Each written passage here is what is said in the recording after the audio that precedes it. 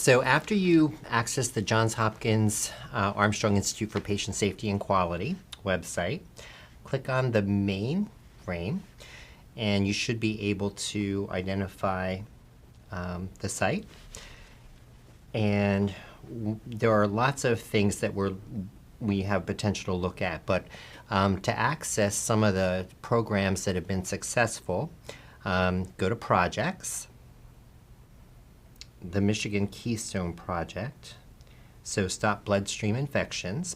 And this really has many of the research projects or quality improvement initiatives that we've done.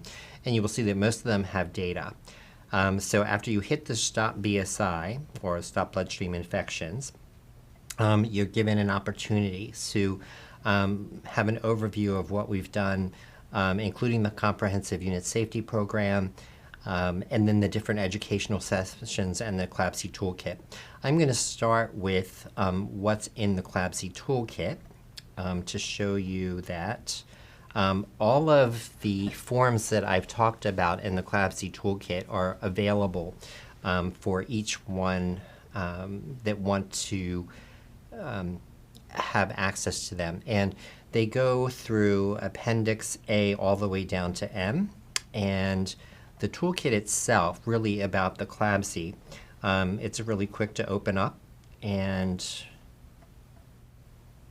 it goes everything, as you can see. It's a manual of operations about what we've done and everything that you need to provide, including the framework for implementation. And you see that there are the 4 E's from engage all the way through evaluate. And then you can go to any of the other ones. So all of the forms, including what I talked about as far as policies and procedures, they are on here.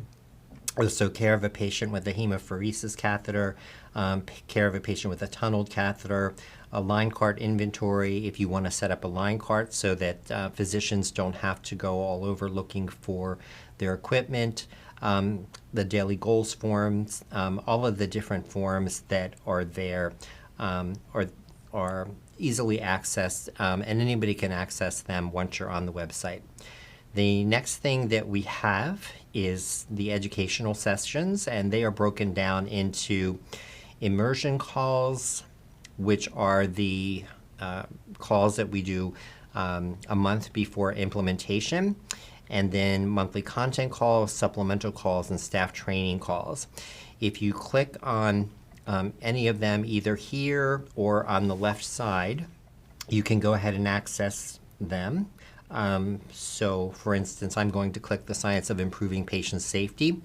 This is one of the mandatory videos for patients, and it really is looking. It's done by Dr. Pronovost. You can also get a copy of this off of YouTube and play that here. Eliminate CLABSI. I'm going to go to content calls. Oops. So the national content calls, there's the team checkup tool, which is how we know whether you're doing what you need to do in order to implement correctly. The 2 more E's, the embed and expand, the central line placement checklist, the CDC definitions, the role of technology in CLABSI prevention, learning from defect, implementing daily goals. And if you look at some of these, you will see that they are both a PowerPoint with an audio component. So you can go ahead and listen. You can also download the slides. And if you would like, you can also go down to the supplemental calls.